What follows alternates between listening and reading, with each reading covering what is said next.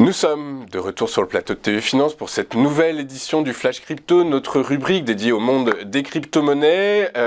Et aujourd'hui, cette émission sera largement consacrée à la réglementation, à l'excès éventuel de réglementation qui entoure la sphère crypto et également à l'éventuelle compatibilité entre critères ESG et crypto-monnaies. Mais avant tout, on va donc parler de réglementation puisqu'entre un cadre français renforcé et une réglementation internationale à venir, les activités crypto seront de plus en plus réglementées.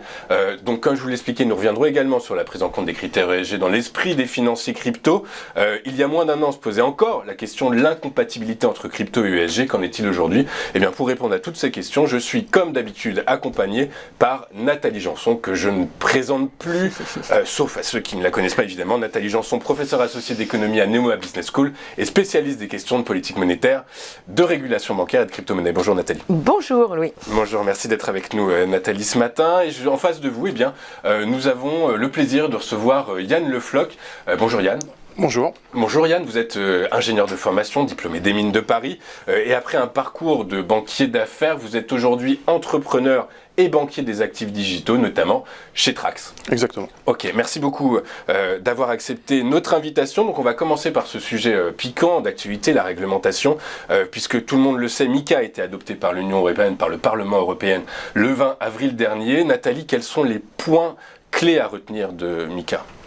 Alors les points clés, c'est la création en fait d'une catégorie dédiée à la gestion des cryptoactifs, donc on appelle ça les CASP, donc il faut retenir ce nouveau mot, CASP. Donc voilà, donc il va y avoir un système comme effectivement on a déjà en France, c'est-à-dire on va devoir, les acteurs vont avoir une licence pour pouvoir exercer ces activités de gestion de cryptoactifs et afin de pouvoir, en fait, on applique plus ou moins ce qui se fait dans la finance traditionnelle, puisqu'en même temps qu'on va identifier ces acteurs, on va aussi leur demander d'adopter des règles qui sont des règles de gestion prudentes. Voilà. Yann Le Floch ne me contredira pas sur ce point. Voilà, en tant qu'ancien banquier, où on va effectivement séparer ce qui appartient au client de ce qui appartient effectivement à l'entité de gestion. À l'entité de gestion, c'est ce qui secoue actuellement la planète finance. Voilà, ça avait été largement discuté lors des scandales avec FTX, qui encore aujourd'hui, exactement, il y a encore une nouvelle, de mauvaises nouvelles pour Binance en tout cas, qui tendent à montrer qu'ils auraient un peu confondu les fonds à un moment donné pour effectivement se faire une beauté, en tout cas surfaire leur rentabilité. Voilà, donc là c'est des règles importantes effectivement on voit bien pour à la fois identifier et donc protéger l'investisseur pour éviter effectivement des scandales et d'avoir du mal à recouvrir ces fonds, puisqu'en fait voilà, c'est un peu le but ici, même si ce n'est pas une garantie qu'on les recouvre. C'est pas parce qu'on dit on va poser le principe de la séparation que en fait oui, dans les faits si un jour vous avez un fonds qui gère et qui ont des problèmes, ne présagent pas des performances futures. Voilà, c'est pas parce qu'on dit qu'il y a une séparation que effectivement ça évite les problèmes. Mais en tout cas voilà, il y a des règles qui sont mises et elles devront ces futures CASP devront donc se soumettre à ces règles. Donc lorsqu'elles vont fournir leur documentation, il faudra bien que ça apparaisse. Voilà. Donc ça c'est le point effectivement positif pour les investisseurs, d'un peu plus de transparence dans la documentation fournie, puisqu'en fait si on fait un petit peu, si on peut regarder un peu en arrière, ce qui s'est passé avec tous ces FTX, tout le début de cette gestion centralisée, parce que je reviens, c'est le problème de la gestion centralisée de la gestion des cryptoactifs, c'est que ces entités sont nées en prenant des entités un peu comme elles le voulaient, c'est-à-dire il faut rappeler qu'FTX avait une entité juridique qui était du style de maison de change, une vieille entité juridique qui lui imposait extrêmement peu d'obligations, parce qu'au début c'est parti de petit, mais qu'elle a continué à grossir en ayant toujours cette même entité. Donc en fait les obligations documentaires qu'on peut voir dans le système de finance traditionnel quand on grossit, en fait ne s'appliquaient pas au cryptoactif, parce que le cryptoactif n'existe pas en tant qu'activité propre.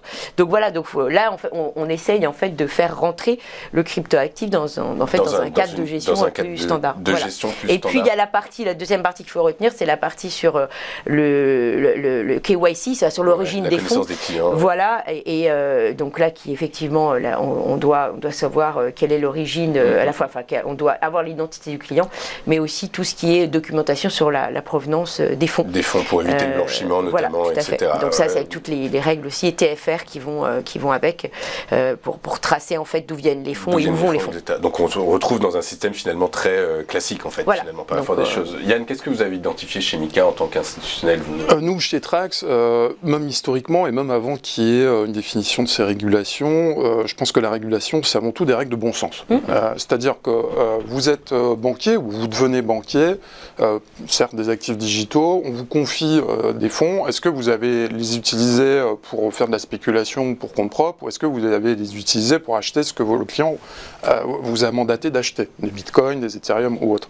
Bon, la réponse, elle est naturellement évidente si on veut protéger son client et si on veut une bonne gestion. Je veux dire, si demain je vous donne de l'argent pour acheter une voiture et que vous allez faire autre chose, la fête avec, naturellement il y a un défaut. De la même manière, on comprend bien que quand on reçoit de l'argent, on veut s'assurer que ce ne soit pas de l'argent sale, pour parler un peu vulgairement. C'est ce que disait Nathalie. Donc voilà. Et ça, c'est des règles qui ont été, dans certains cas, appliquées historiquement dans le monde crypto, et parfois pas. Mais de façon sporadique, en fait. Naturelle. De façon naturelle, alors, mais pas tout le monde... En fait, il y a eu des escrocs d'une certaine façon. Disons que les passions humaines existent, je veux dire, partout, et parfois on peut être tenté d'utiliser les fonds des clients à mauvais escient, d'accepter de l'argent qui vient de tel ou tel pays. On ne pourrait pas les accepter, mais on sait qu'on va faire une marge dessus. Donc c'est quelque chose de naturel, qu'on peut comprendre, mais voilà, après, chacun a la capacité à suivre des voies plus sages ou pas en fonction. Et là, ce que fait la régulation européenne, en tout cas sur les points qu'on vient d'évoquer, c'est quelque part,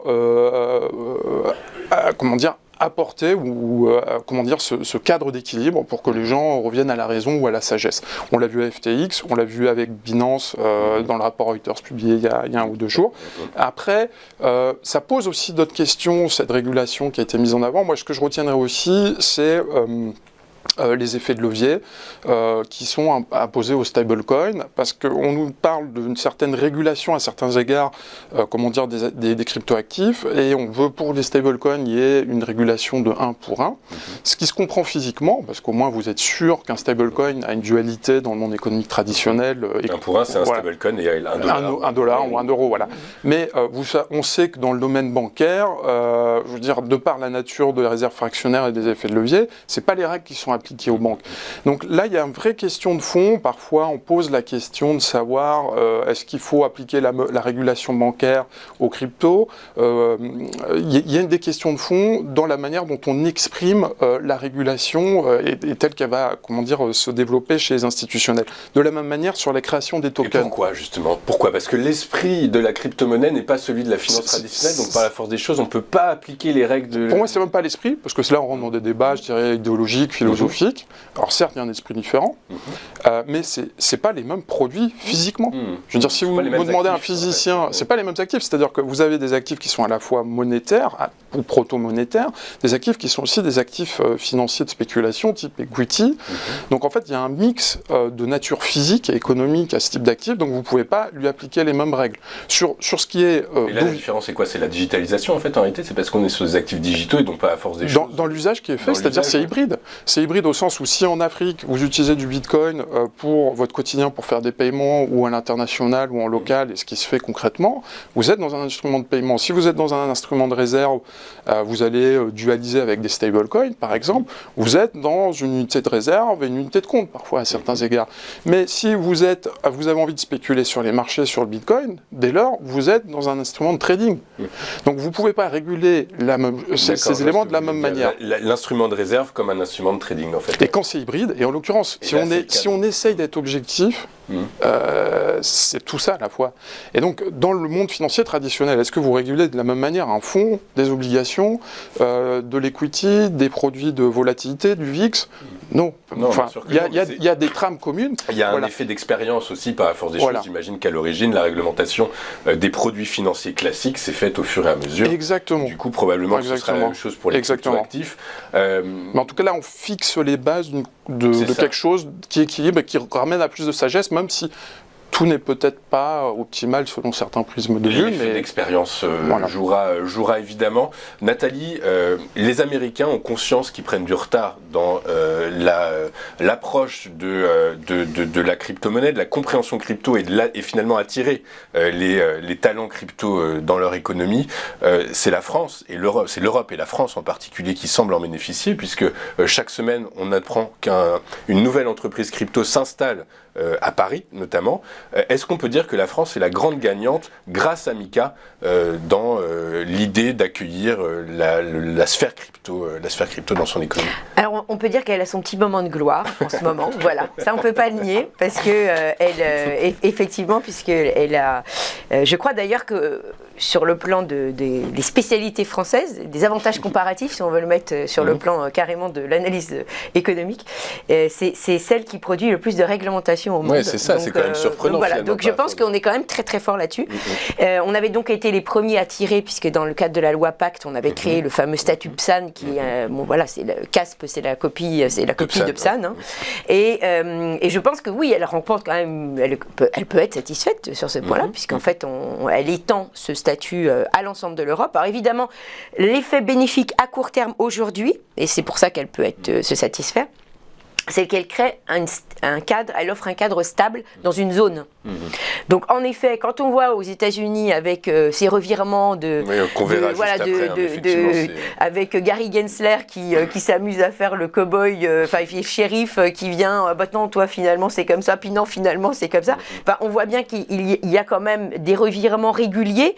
Donc on se dit qu'effectivement on n'aurait pas envie d'être Binance. Bon, peut-être que Binance a aussi des choses à se reprocher, ça c'est un autre débat, mais on n'aimerait pas être Binance parce qu'en fait, effectivement, il est toujours en train, il sait plus en fait ce qu'il va pouvoir faire aux États-Unis. D'ailleurs, il fait moins en moins de choses parce qu'effectivement, il a bien compris qu'il n'était pas le bienvenu. Et ça peut effectivement, du coup, ne pas attirer, par la même raison.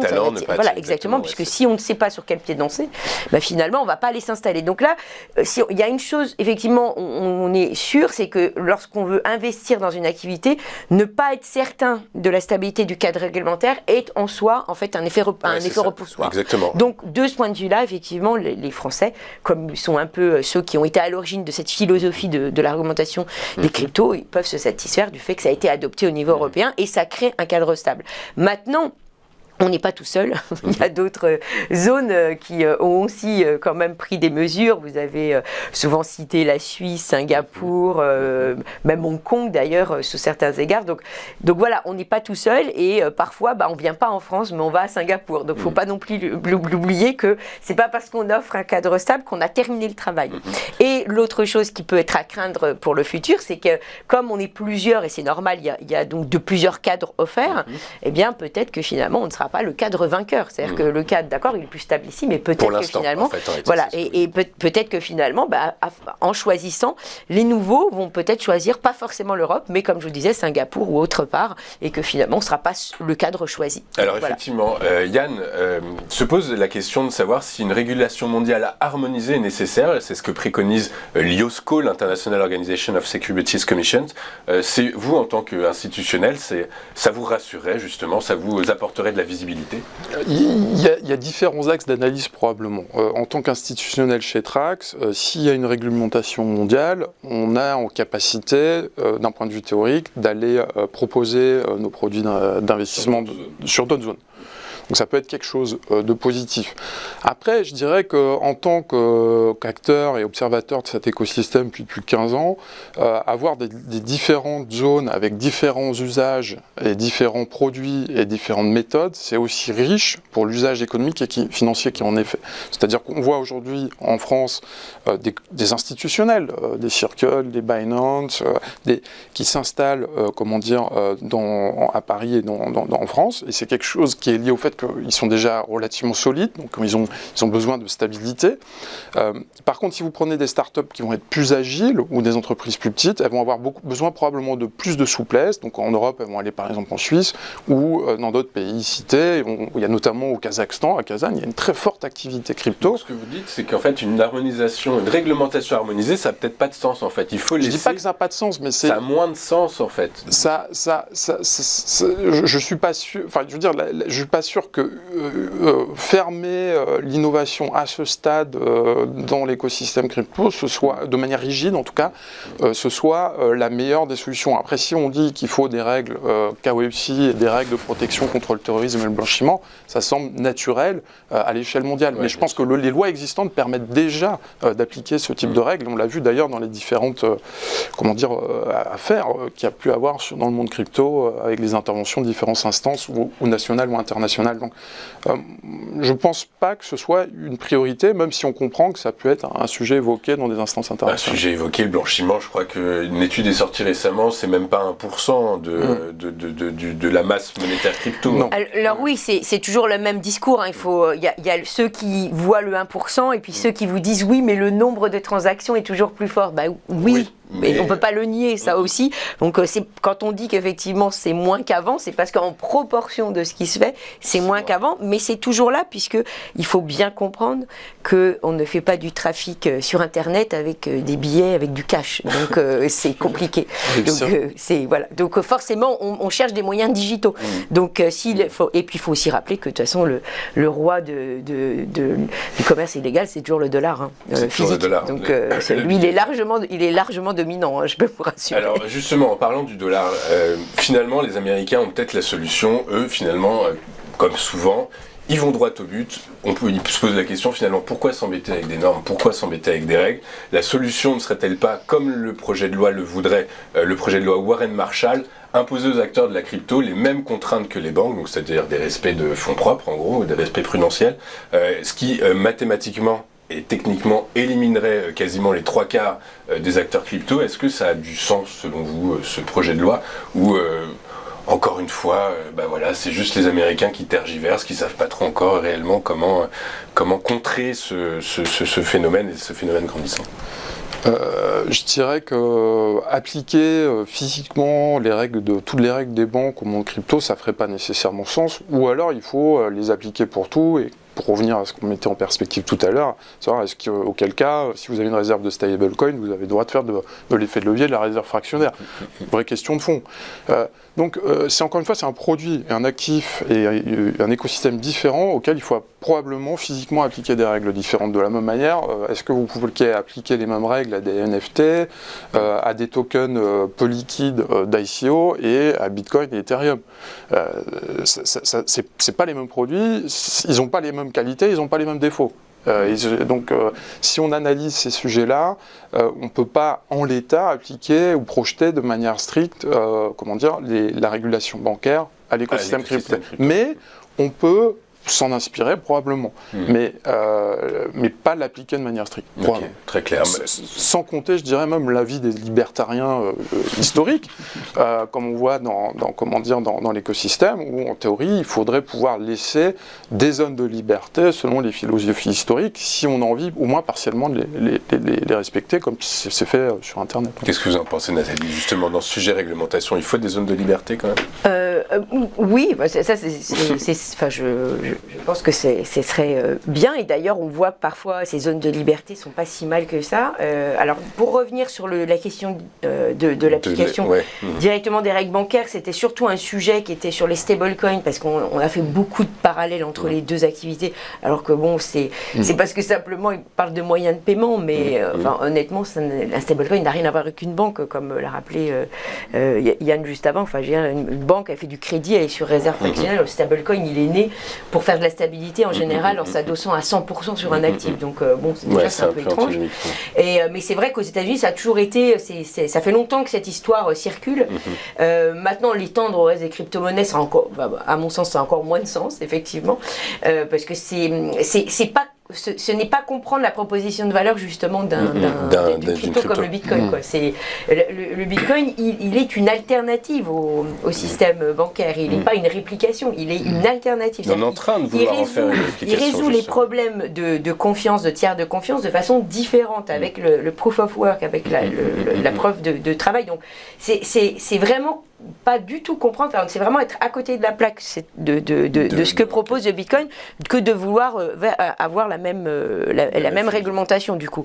Et Et donc pour en revenir aux zones de liberté, on voit bien, si justement on regarde le marché des stablecoins, ce qui est assez intéressant, c'est que un des plus vieux et un des plus critiqués de façon récurrente est toujours celui qui est sur le marché et qui a le plus de succès, c'est le Tether. Le Tether, il est né il y a très longtemps, il est né vers 2014 parce qu'il répondait à ce problème de volatilité, donc c'est un stable dollar, et en fait il a été très critiqué par son manque de transparence des réserves, par des sujets qui sont revenus avec les scandales, mais le problème de la transparence des réserves, c'est un peu un problème qui est insoluble, c'est-à-dire que il a fait acte de transparence en disant voilà, ça c'est mon portefeuille, j'ai ça, alors est-ce qu'il l'a? Non, pas plus que quand la banque vous dit j'ai tant de réserves dans mes documents financiers, ce que vous allez aller voir. Bien sûr, c'est hyper compliqué de savoir. Il y a une documentation, effectivement, c'est bien écrit, ils les ont bien, mais est-ce que c'est à chaque moment, à chaque instant, est-ce que c'est récurrent finalement? Voilà, c'est compliqué. Et on a vu, alors on vous entend, vous écoutez en un temps, mais on a vu qu'effectivement les acteurs crypto s'échangeaient parfois leurs fonds au moment des dates de clôture pour faire apparaître dans leur. Mais comme les banques le font, les banques faisaient la même chose avec les réserves. Les réserves les réserves obligatoires qu'elles doivent prouver. Elles ont des périodes de maintenance, c'est pareil, il y a un moment donné, il va y avoir un rush, elles font toutes la même chose pour être à niveau. Voilà. Donc Tether, ce que je trouve intéressant dans son histoire, c'est que finalement, il s'en tire pas si mal, parce que Circle a été, Binance s'est fait éliminer par le gendarme américain.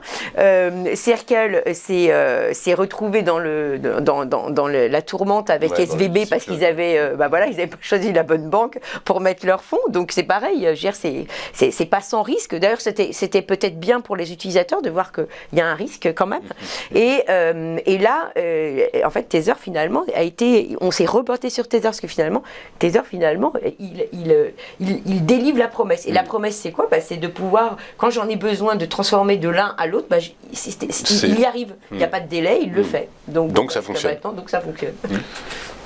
Bon, moi je serais peut-être sur ce point plus mesuré, Nathalie, au sens où on l'a vu avec le stable de Luna. C'est algorithmique. Oui, mais bon, j'entends, mais oui, mais on sait que la réalité du marché fait que des fois il y a des marées basses dans toute situation. Donc voir Tether ou Tether arriver avec un rapport d'audit, une société d'audit italienne pour nous dire tout va bien. On gère nos réserves de liquidité, c'est pas suffisamment sérieux quand on pèse plusieurs dizaines de milliards de dollars. Ouais, on est d'accord. Donc, que ça fonctionne et que pour l'instant, il n'y a pas eu de soucis. On a vu des cabinets sérieux, très probablement, au sens que vous l'entendez, ou vous l'entendez, KPMG notamment, falsifier des comptes aussi. Alors, je n'aimais pas du tout cette hypothèse concernant Tether. Oui, bien sûr, mais ce que je veux dire, c'est que finalement, comme vous l'avez dit tout à l'heure, finalement, la bêtise humaine... oui, mais justement, il faut pouvoir... Je pense qu'il faut pouvoir fixer un cadre sur ces sujets-là, quand même, qui stabilise un peu et qui rassure l'usager aussi. Si vous avez décidé de mettre 100 000 $ sur une clé ou 1 000 $ sur une clé, et que en réalité, de manière nette, vous avez que 100 $ parce qu'il y a 10 effets de levier, c'est vrai aussi partiellement dans les banques, mais les banques sont garanties par des banques centrales, il y a d'autres approches. Donc, je pense qu'il faut aussi protéger le client et pas que jouer à l'alchimiste financier dans ces écosystèmes. Mais bon, néanmoins, Tether a quand même réussi à chaque tourmente à ne pas décrocher très, très longtemps. Et je pense que c'est... d'accord, les rapports d'audit, effectivement, on peut remettre en cause la qualité. Néanmoins, dans les faits, à chaque fois que Tether était dans la tourmente, en fait, il a fait face. Et ça, c'est une preuve qu'il est pas si mal géré que ça, quoique les critiques. Il est très bien géré, voilà. En l'état, par la preuve des faits. Voilà.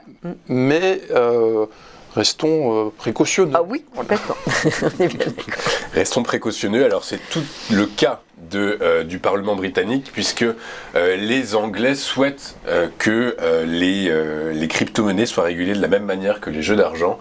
Pourquoi, Nathalie?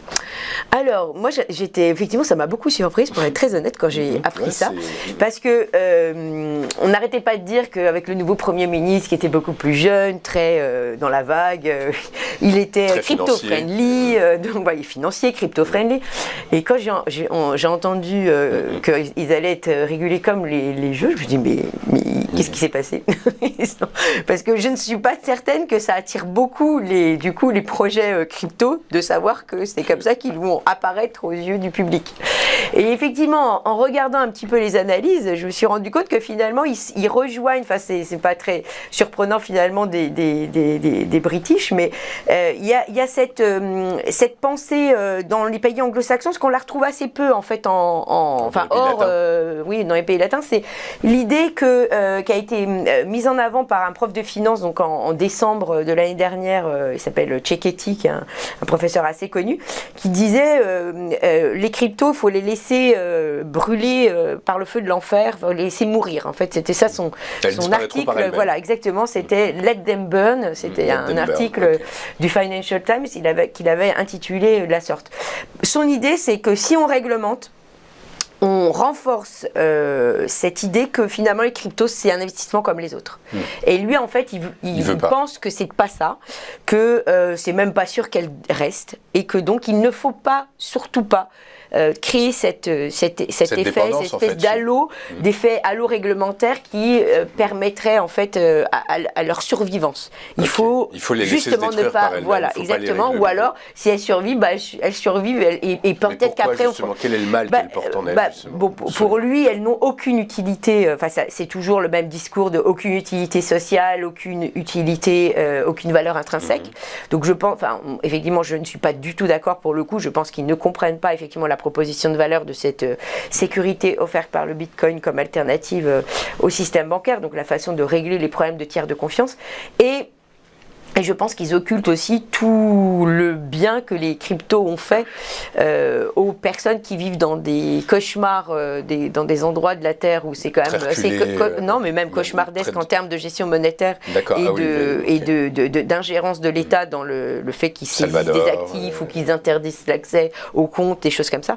Et pour avoir eu des élèves devant moi de différentes nationalités, je peux vous dire que certains sont très heureux d'avoir eu le Bitcoin parce que ça leur a permis d'enlever, de limiter l'ingérence de l'État dans les avoirs des particuliers de ces États qui sont malheureusement, de ces habitants qui sont soumis à des États où la monnaie est malmenée. Donc on peut penser au Liban, à l'Argentine. Mais ce qui n'est pas le cas de l'Angleterre. Voilà, donc c'est effectivement ce type d'approche est typique de quelqu'un qui ne sait pas ce que le Bitcoin peut représenter comme opportunité. Et donc les British, je pense, ont voulu faire la même chose. Ils ont voulu se dire, on ne veut pas créer un cadre tel que les gens ne comprennent pas que les crypto-monnaies sont quand même un investissement risqué. D'accord, et en le mettant... C'est de la protection, voilà, c'est de la protection du consommateur. Il n'y a pas de risque en fait. En réalité, c'est un peu comme finalement l'abus d'alcool est dangereux en bas des bouteilles, etc. On voit ça un peu comme une addiction finalement. Exactement. Donc eux, ils hésitent et ils se disent que finalement le mettre sous le terme des jeux, c'est peut-être une façon de continuer à mettre en garde les consommateurs que ce n'est pas un investissement comme les autres. Qu'est-ce qu'on doit lire entre les lignes de ce que vous nous dites et de ce que fait le Parlement européen? Le Parlement britannique, ça veut dire qu'il cherche à éradiquer les cryptos? Alors en tout cas, mettre un effet repoussoir, oui. Un effet repoussoir, oui. Ils n'y croient pas du coup. Comment vous voyez, vous, du côté institutionnel? Est-ce que le marché du Royaume-Uni est un marché pour vous chez Trax? Alors en l'état, pas au niveau du retail, mais au niveau institutionnel, oui. Après, je dirais que le marché UK est, comme la France, des marchés très, très riches au niveau, intéressants au niveau de la crypto. Ce qui apparaît de manière claire sur ces mises en perspective sur les jeux d'argent, c'est que il peut avoir des phénomènes d'addiction à du trading court terme, il peut avoir des problématiques qui permettent d'aller vers ce genre de piste, mais finalement, comme le mettait en avant Nathalie, c'est plus un argument pour essayer de réguler ou de colorer un peu de manière sulfureuse ce type d'activité. Bon, ce qui est très clair, comme l'a mis en avant Nathalie, c'est qu'il y a une confiance qui s'est créée au niveau de ces actifs. Quand on dit qu'ils n'ont pas de valeur, la réalité prouve qu'il y a une valeur de confiance qui aujourd'hui commence à se stabiliser. Cette valeur de confiance, elle peut être pour des investissements de moyen, de long terme, et c'est ce qu'on propose nous chez Trax notamment, et sur la zone européenne et et au-delà pour les professionnels. Et sur ces bases, je pense qu'il y a une vraie proposition de valeur, non pas que dans l'usage, comme tu le mettais en avant, Nathalie, pour des pays où il y a des difficultés de stabilité des devises nationales, mais aussi dans l'investissement, aussi dans la réserve de valeur, et voire même dans des usages très simples, comme j'ai un enfant étudiant qui a perdu son passeport, j'ai besoin de lui transférer de l'argent rapidement, et ça peut être réglé très vite. Donc il y a comme beaucoup de choses, il y a une approche très yin-yang à avoir sur ces sujets-là. Il faut analyser les choses avec mesure, c'est ni trop chaud ni trop froid. Ni trop noir ni trop blanc, il faut analyser cette zone grise dont vous parlez. Exactement, et trouver l'équilibre dans l'analyse. Après, on peut être de bonne foi. Là, en l'occurrence, les personnes qui au Parlement britannique ont fait ce choix-là, et je ne pense pas que ce soit d'ailleurs peut-être partagé par l'ensemble du groupe. On sait comment se passent des réunions de ce type au niveau des parlements, mais il y a une volonté de rendre ces choses un peu sulfureuses, mais la réalité de marché fait que le marché se consolide et crée une perspective de confiance intéressante pour des investisseurs de moyen long terme. Ouais, c'est intéressant ce que vous me dites, c'est qu'effectivement donc on sulfurise, on crée du fantasme, du doute, de la peur, mais finalement par la force des choses en parallèle, le marché se consolide, se crée et continue à grandir. On va basculer sur l'autre sujet maintenant, qui est l'éventuelle compatibilité entre critères ESG et crypto-monnaie. Yann, vous travaillez donc notamment pour Trax qui est pionnier dans la définition et la mise sur le marché d'indices qui reprennent en compte les critères ESG. Critères ESG, c'est environnement, social et gouvernance. Exactement. Est-ce que, alors il y a un an, jour pour jour, on se posait encore la question des éventuels ponts entre ces deux valeurs, ces deux critères. Est-ce qu'aujourd'hui, vous avez réussi à les réconcilier et est-ce que ça marche ? Alors, il y a différentes manières d'analyser l'ESG, c'est-à-dire qu'il peut avoir de l'ESG à impact très fort et une ESG, je dirais, plus légère dans son approche du respect d'un certain nombre de fondamentaux. Nous, chez Trax, on est la première structure à proposer un indice ESG crypto au niveau mondial, d'ailleurs. On a été suivi par Moody's ensuite. Cet indice, il est là pour donner l'opportunité à des personnes qui veulent investir dans la classe des actifs numériques, donc dans les cryptos, mais qui considèrent que certains actifs sont trop polluants, notamment au travers du proof of work, et leur proposer des actifs qui consomment en électricité nettement moins dans la validation des transactions, et quand on dit nettement moins, c'est 99% de moins. D'accord, okay. Donc c'était l'objectif, on a créé un indice avec différents composants, avec des actifs d'actifs numériques de type Avalanche, de type Hgraph, de type Fantôme et autres, et on travaille en collaboration avec une société suisse, Green Crypto Research, qui analyse avec ses critères ESG l'ensemble des actifs crypto. Après, il ne faut pas se mentir, si vous voulez faire de l'ultra green, il vaut mieux financer une ferme dans le Larzac. Il faut trouver un indice spécialisé ferme Larzac. On pourra essayer, s'ils font une ICO, on essaiera de creuser le sujet, mais je veux dire, ça reste une volonté de proposer une porte d'entrée sans naïveté, mais aujourd'hui, par exemple, sur la blockchain Fantôme, un paiement, c'est l'équivalent de 2 recherches sur Google. Donc ça dépend où on met le critère, et où il est mis justement. Justement, alors a priori, le critère ESG, alors juste avant qu'on rencontre les problèmes de gouvernance chez FTX au cours de 2022, le gros sujet c'était le minage, la consommation d'énergie liée au minage du Bitcoin, qui représente grosso modo, je crois, 0,5% de la consommation mondiale d'électricité, mais quand même, si on le rapporte à des unités propres, c'est l'équivalent de la consommation de la Finlande, par exemple, donc c'est quand même gigantesque. Est-ce que malgré tout, et c'est la question qu'on se pose aujourd'hui, est-ce que malgré tout, le minage du Bitcoin peut soutenir et accélérer la transition énergétique mondiale vers les énergies renouvelables, Nathalie ? Est-ce que c'est quelque chose qui est possible, ça ? Alors ça, c'est quelque chose qui est souvent mis en avant par les Bitcoin maximalistes, ceux qui sont les grands défenseurs du Bitcoin. Et là où c'est intéressant comme raisonnement, c'est de dire que de toute façon, le Bitcoin, c'est coûteux à produire. Quoi qu'il arrive. C'est coûteux. C'est d'ailleurs ce qui est tout à son honneur, puisque justement c'est coûteux à produire, contrairement à la monnaie fiat, à la monnaie qu'on connaît, qui a des coûts de production qui sont extrêmement faibles. Et que par conséquent, c'est fondamental dans la viabilité de leur modèle. C'est-à-dire que les mineurs, s'ils veulent pouvoir tenir dans le temps, il va falloir qu'ils minent et donc qu'ils trouvent des solutions pour au fur et à mesure baisser le coût, puisque sachant que le Bitcoin étant limité dans son offre, une fois qu'on a atteint ces fameux seuils de 21 millions, la rémunération, elle sera quand même moindre. Ouais, donc elle est moindre à chaque. Sera sur les coûts, de toute façon, tendanciellement, elle baisse à cause du fameux halving, donc la baisse de la rémunération qui intervient tous les 4 ans. D'ailleurs, la prochaine fois, c'est l'année prochaine. D'accord. Donc, c'est un sujet. Donc, forcément, eux, ils vont pas regarder passer les trains en disant c'est pas grave, l'électricité, le coût de l'électricité, c'est pas grave, c'est pas vrai. D'ailleurs, on l'a bien vu, quand le Bitcoin s'est effondré, tous les derniers entrants sur le minage, parce que forcément, avec un Bitcoin qui augmente fortement, il y en a certains qui se sont dit, tiens, je vais faire du minage. Ils sont sortis très vite, puisqu'ils avaient des coûts d'entrée élevés, puisqu'ils ont acheté les machines les plus récentes, qui effectivement, l'avantage de miner a un coût moindre, parce qu'elles sont plus performantes. Donc, il faut pas négliger le fait que c'est un driver chez les mineurs. Et les mineurs, ils n'ont pas envie de disparaître. Ils sont quand même là pour rester.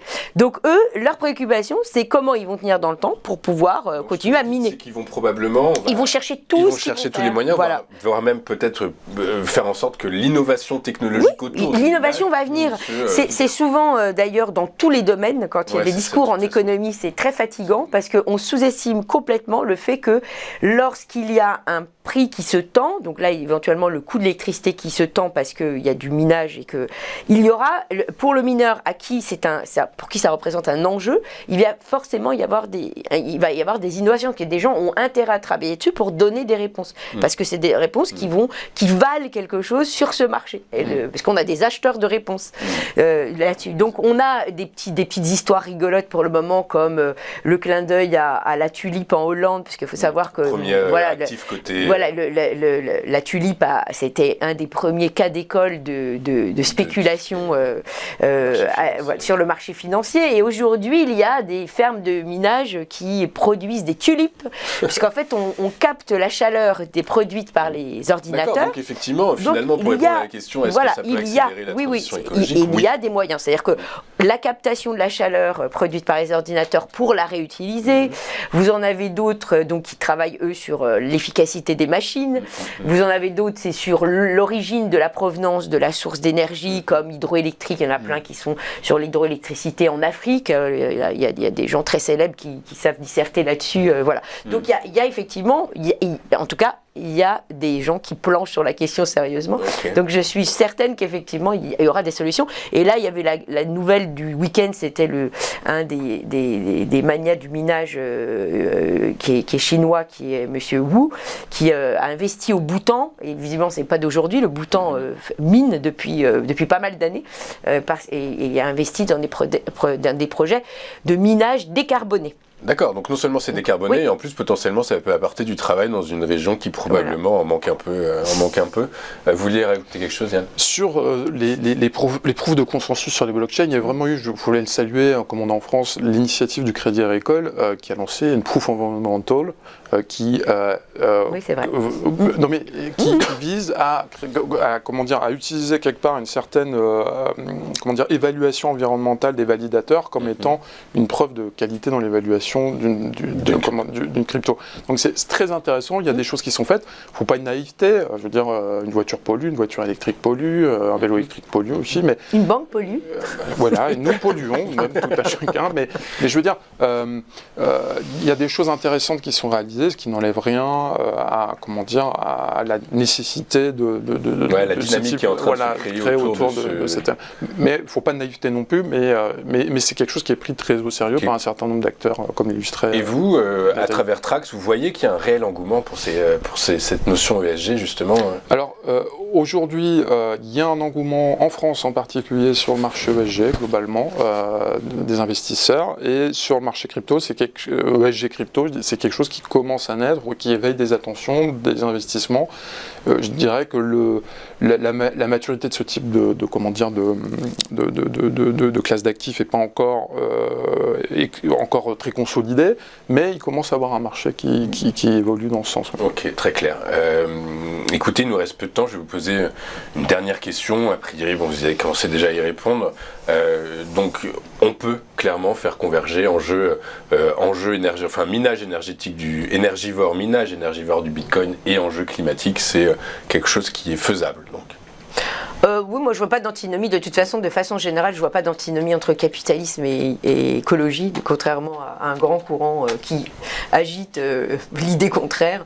Donc il y a plein de preuves qui nous montrent que c'est l'innovation qui est la solution. En général, l'innovation, elle est peu faite lorsqu'il n'y a pas de capitalisme. En tout cas, Yann, il est rare. Le capitalisme qui pourrait venir en soutien de cette transition écologique, vous en pensez quoi? Et en particulier, comme il était initié dès 2013-2014 dans l'écosystème Bitcoin, en colorant la monnaie, et pourquoi pas en colorant des crypto-monnaies, pourquoi pas en colorant le Bitcoin, les color coins dans le Bitcoin existent, et pourquoi pas au niveau des banques centrales aussi. Non, je pense que l'ensemble de ces technologies permet vraiment d'être un allié de l'environnement si c'est utilisé à des fins, je dirais, qui vont dans ce sens. Et sur le Bitcoin, Nathalie l'a mis en avant, il y a des choses à faire, mais il faut les faire. Et sur les autres cryptoactifs, il ne faut pas les diaboliser en termes de consommation énergétique, parce que le proof of stake, voire des proof of stake viraux, sont beaucoup moins consommateurs que le proof of work du Bitcoin. Mais est-ce que ça peut être un allié? Oui.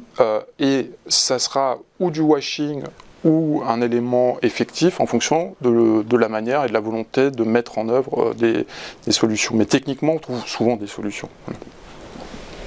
Nathalie, un dernier mot.